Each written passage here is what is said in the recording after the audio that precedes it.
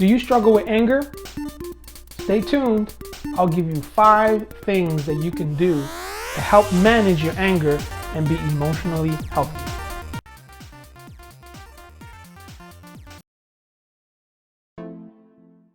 Welcome to the podcast where mental health is at the core of what we focus on. We strive to develop people like you to maximize who you are and what you've been called to do by sharing tools and resources for better brain health. And now here's your host, Juan Garcia. Hey everybody, welcome back to our podcast. Thank you so much for joining us once again. Today is Monday, and that means that it is Mindfulness Monday. Today, we want to focus on anger. Now, anger, it's important to note, guys, that anger is a normal human reaction. There's nothing wrong with having anger. There's nothing wrong with feeling anger. Anger is very normal. In fact, the more we embrace anger as being normal, the easier it'll be for us to manage it. The issue with anger is that it's a very strong emotion, and the same anger that you can feel immediately after being hurt, disappointed, discouraged, or something didn't go your way, you feel angry. The moment you feel angry, it can escalate immediately to rage, to violence, to behavior that you later regret, because that's how strong the emotion of anger is. And so this episode, focusing on anger, is not an episode for condemnation where you feel bad about feeling angry, or you may be saying, man, I'm angry all the time. Well, hopefully in this episode you can learn some tools and ways as to how to best manage your anger, and also hopefully you'll get some kind of revelation as to why you may be angry all the time. So stick with me here as I help you navigate this emotion called anger, which can be a very, very difficult emotion to handle when we don't really understand why or how it comes about. So you ready for this? All right, let's dive in. Now, I will like to share with you a couple of principles, and Dr. Chris Thurman, who's a Christian psychologist, he wrote a book on truth. Basically, he talks about the importance of truth behind our belief system. And he says something that is so important, and I just want to share it with you in regards to emotional health, which obviously, knowing that anger is an emotion, we want to know, what is this about emotional health that we all need to kind of grab and get a hold of it and really own it? And he says this: dedication to knowing and doing the truth are very important to have emotional health. So knowing and doing the truth. Why? Because we believe that a lot of our issues emotionally stem from a false belief system, meaning things that we believe, things that we act upon because we think that they're true, when in reality, when we look deeper into it, they're really not true. And we can go into a whole episode. I actually am writing a book about this, hint, which is all about false beliefs. But basically, a false belief is, for example, I'm not good enough, right? And so we base decisions that we make, things that we do, on that false belief. Even though we would probably never confess it, we may probably never say to someone, hey, I don't want to do that because I don't think I'm good enough. But our attitude, our approach, our decision making, everything is based upon the fact that we actually believe this false belief that we're never good enough. Now, why do I say that's a false belief? Because you may be thinking, well, no, it's true. I've been told all my life, I'm not good enough. And it's true. No, it's not true, because we all have purpose. We all have value. We all have been created for a reason, for a purpose, and on purpose. So that is a false belief. You have to accept the fact that that is not true. I don't care how many people told you that. I don't care how many years you've been hearing that. It is not true. And so we have to start talking about anger, basing our foundation on this reality that a lot of what drives our emotional unhealth or unbalance is based on some of the beliefs that we have that are not true. And so if we believe that, if we see it for what it is, if we're honest with ourselves, that's going to help us have a better approach to how to handle anger specifically. Because what happens with anger is that sometimes we don't call it what it is. Depending on your temperament, you may mask anger in different ways. And I know one of the most popular ways for most temperaments is that when we feel angry, we don't want to hurt people by saying they made us angry. And so we don't necessarily say it, but we withdraw and we stuff things down and we mask anger like depression. We mask it as depression. And so we're withdrawn, we're sad, we want to be by ourselves, we don't want to be bothered, and we say that we're being depressed. And yeah, you're feeling depressed, but the root of that depression is actually the emotion of anger. You are angry about something. And one of the things that you and I have to do that's very, very vital for us to having emotional health and managing anger well is to recognize anger for what it is. If someone makes you angry, you have to accept the fact that that's the feeling that you have, that you are angry. You're not disappointed, you're not discouraged, you're not feeling let down. No, you're angry. And it's important because if we don't accept the emotion of anger, it'll mask itself and then we will never really deal with it. That's why it's important to do that. We mask it and we cover it, or we display it in different ways that is not healthy and we never call it for what it is. And so anger has to be called for what it is. And anger itself is not bad. It's an emotion, and we all have the capacity to feel anger. So once we know this is anger and I'm feeling it, then we can tackle ways how to best manage it. So I want to share an acronym with you, an acrostic, however you want to call it, and it's going to be helpful. It's going to be 5 ways that we can best manage anger using the word truth, because the only way we can tackle false beliefs or things that we're believing that are not true is with truth. And so if you're taking notes and you want to write this down, just write the word truth either across horizontally or vertically, and each letter is going to be one step that we must take to have healthy, balanced emotions, specifically in the emotion of anger. And here we go. So the first letter in the word truth is T, and T is for trigger event. Trigger event.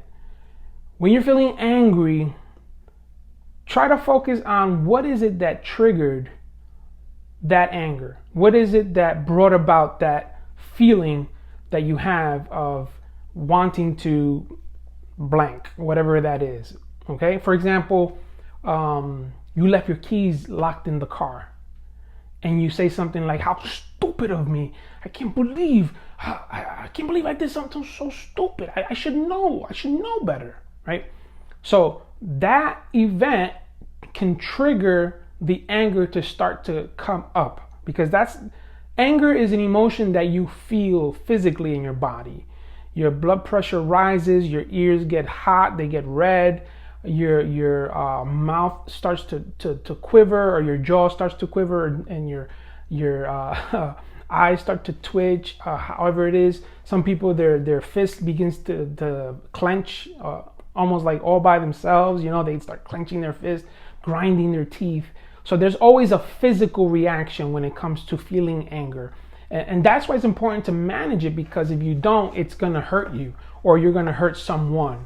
But you do hurt yourself either way, because it's your body physically feeling that rush of anger, and it's important to manage that, okay? So the first letter, T in truth, is trigger event. The second letter in the word truth is R, which stands for reflection. Reflection. So similar to the letter T in trigger, what we want to do is we want to reflect on the actual trigger, what triggered the event. So we reflect on that. And reflection has everything to do with self-talk, what we tell ourselves about what we're feeling. And like the example I gave, how stupid am I? I should know better. Usually when we're angry, we are self-demeaning to ourselves, right? We just talk down to ourselves. We put ourselves in the worst place. And that's usually a normal reaction or response to something that's triggering our anger. And so what we want to do in the reflection aspect of that, we want to make sure that we start turning the self-talk around from self-demeaning to positive, to saying, it's okay, we'll figure this out. Well, we have to just, get it together in terms of a plan. Maybe if you have to call someone, what they use in game shows like Lifeline, maybe that's the time you call someone that will encourage, will be optimistic, will speak life into your situation, into your heart. That way you stay focused on not allowing anger to control you, because that's the key. Once anger starts to control you and manage you, then behavior is really out of control. Things are said that you can't take back, that are hurtful.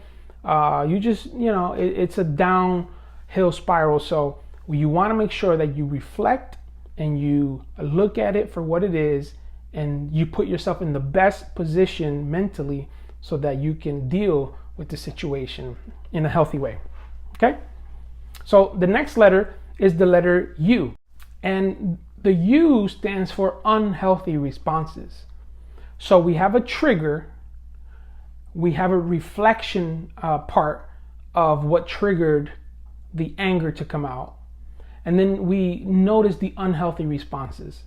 And that's important because we have to see truth in this. We have to see what is really going on here. Am I self-castigating? Am I self-demeaning myself? Am I putting myself down because I'm angry, because I'm feeling anger?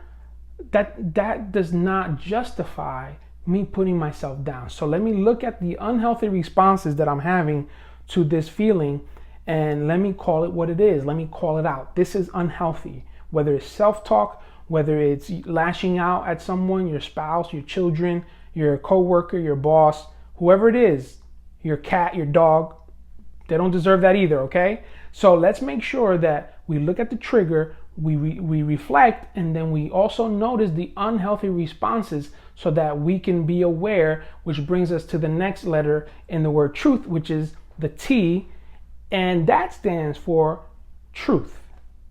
Truth itself. Trigger, reflection, unhealthy responses, and now truth. We're going to look at the trigger, we're going to reflect on that, we're going to see the unhealthy responses, and then we're going to replace it with truth. So whatever you were saying to yourself that was negative, that was a false belief, that was untrue, that was kind of smeared or just bad, now you're going to replace it with truth. I made a mistake. It's okay. It happens to everybody.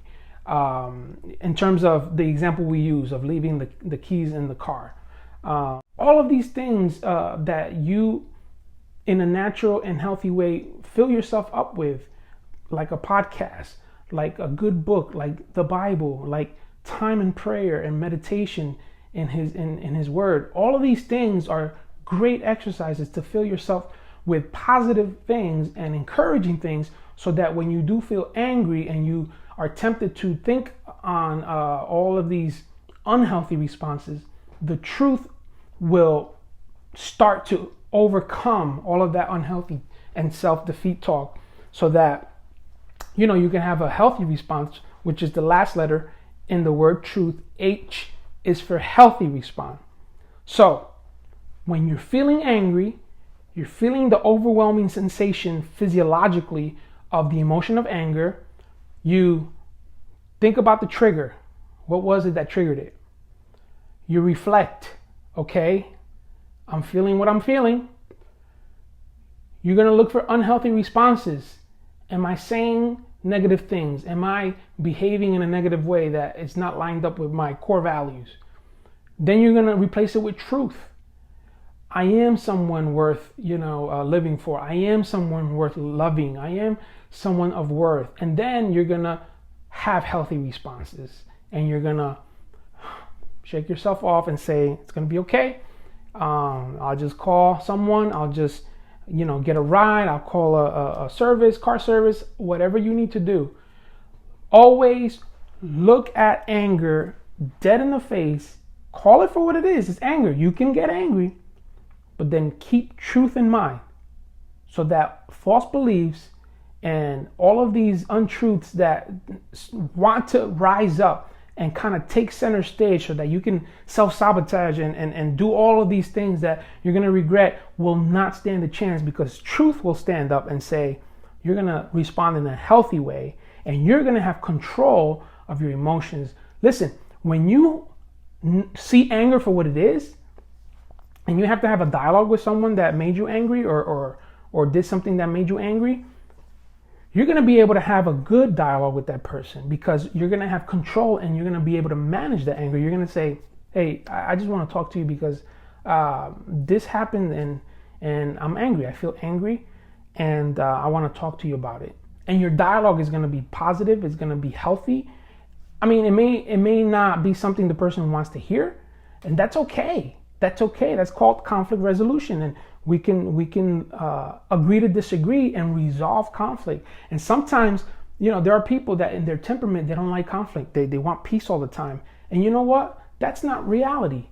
In life, we're going to have conflict. We're going to have to deal with things that we don't like, that we disagree with. And that's part of life. The key is to know how to have dialogue about it and agree to disagree and still have respect, still have honor, and still be able to say, this makes me angry. This is not good. This is not right. And so, and especially in today's world where so much is going on, we should be okay with saying, you know what, this is not right. This makes me angry. And at the same time, still have healthy responses towards that, and not lash out and use social media to say, this, that, and the third that you're going to have to delete afterwards, or you're going to lose relationships that are important to you because you lose respect. It's not worth it.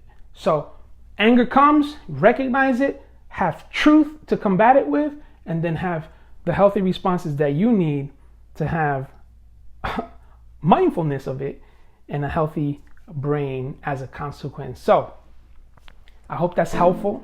Again, you guys are awesome. Thank you for your support. Thank you for continuing to share the information with your friends, your family, and your foes. We're here to support you. Remember, you can reach out to us. Some of you have been reaching out to us, and hey, we're here for you. We're here to support you and make sure that you have mental health, that you are healthy in your brain as well, so that your life can be fruitful in every area that you face. God bless you, and we'll see you next time. Thank you for tuning into our podcast. For more information, visit our website at juangarciaenterprises.com. Our host, Juan Garcia, is available for speaking, coaching, and one-on-one counseling. You can email us at info@juangarciaenterprises.com. Until next time, remember, we only have one mind, so mind yours.